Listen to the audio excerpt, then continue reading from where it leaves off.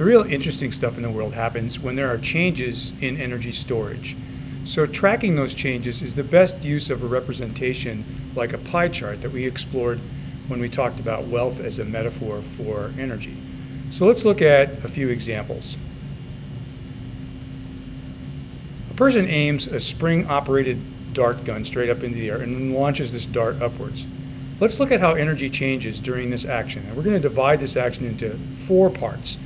Part 1, nothing's happening. Part 2, he's armed the spring. Part 3, the spring is now pushing the launcher forward. And then part 4, the dart is actually being launched into the air. Okay, at 1, the spring is not squished, so there's no elastic energy. The dart has not been launched into the air, so there's little or no gravitational energy. The dart and the gun are not heated up, so there's little or no thermal energy. The dart and the gun are not moving, so there's no kinetic energy storage.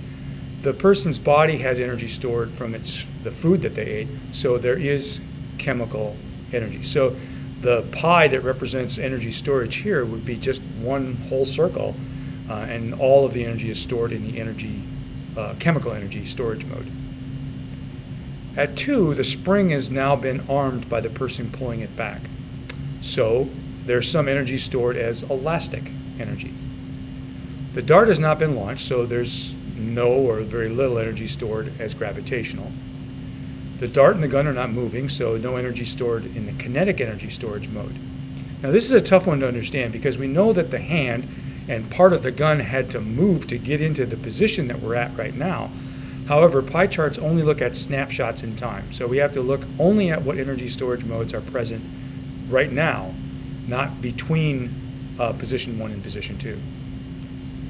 The person's body has used a little bit of energy stored from the food that they're able to compress the spring, so there's less chemical energy storage than there was before. And this chart probably exaggerates the amount of the person's total energy that was used for launching or for arming that spring, but I'm just doing that for effect here. Now at 3, the spring is now only partially squished, so there's less energy stored as the elastic, so that elastic slice of the pie has shrunk. The dart hasn't been launched, so there's still little energy or no energy stored as gravitational.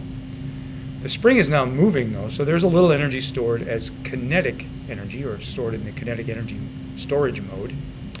And the person's body really hasn't done anything different since 2, so it's still storing the same amount of chemical energy as it was before, so that slice doesn't change.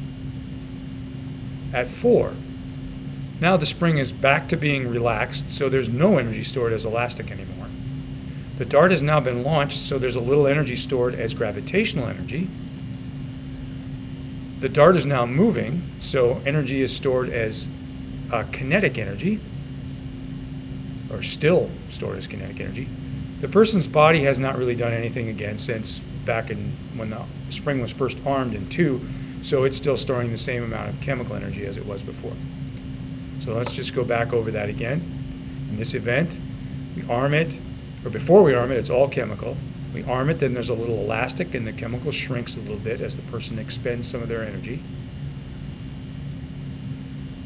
In position 3, there's some less elastic because the spring is relaxed a little bit, some kinetic because the plunger thing is moving, and then in 4, there's no elastic anymore because the spring is relaxed.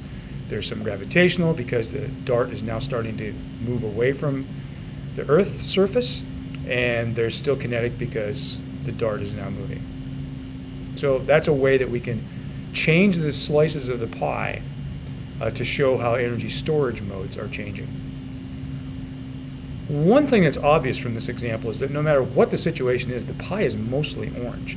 That's because launching a dart gun doesn't even come close to exhausting a person's chemical energy supply. So this makes it a little hard for our pies to show the changes, which are usually the most interesting parts of what's going on. So we'll come up with a solution for that in a later video. Imagine this event. A family is sliding down a sledding hill. How is the energy storage changing as this happens? I would encourage you to stop the video and think about how could you draw pies, or maybe just actually draw pies, using chemical energy, gravitational energy, and kinetic energy storage modes to represent in position 1, 2, and 3 how is the energy stored for this family. At 1, the sled is high up on the hill, so a good deal of the energy is stored as gravitational energy, but the sled doesn't look like it's moving at that point. So there's no energy stored as EK, or kinetic energy. Snow is pretty slippery and it's cold out, so we might choose to say that there's no energy stored as thermal energy. It's not completely true, but sometimes we can make some simplifications to our models without a big loss of accuracy. The members of the family have energy stored as chemical energy from the food that they ate, so there is some slice of chemical energy. There are no stretchy or squishy things involved here, so there's no energy stored as elastic energy. At position 2, the sled is farther down the hill, so there's less energy stored as EG, so that blue slice of the pie should shrink. Sled's now moving, so some energy is stored as kinetic energy, or EK, so we should see a green slice. Again, since it's slippery and cold, no energy is stored as E-therm, because there's no friction really, and it's cold out. And the members of the family still have about the same amount of energy stored as chemical energy as they did in 1, because they haven't really done anything, and there's still no stretchy or squishy things, so no elastic energy. So now we see these 3 storage modes.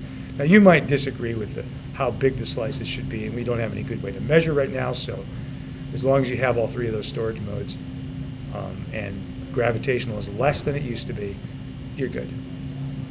At 3, the sled is at the bottom of the hill, so the energy stored as EG has dropped to nothing. So the orange slice, I'm sorry, the blue slice to go away.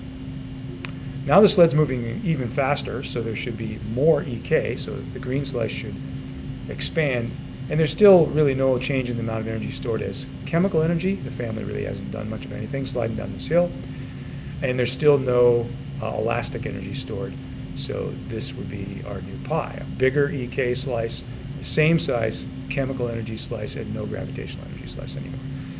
So this is a look at how we can go ahead and use pies as a way to model changes in energy storage as time goes on during some activity.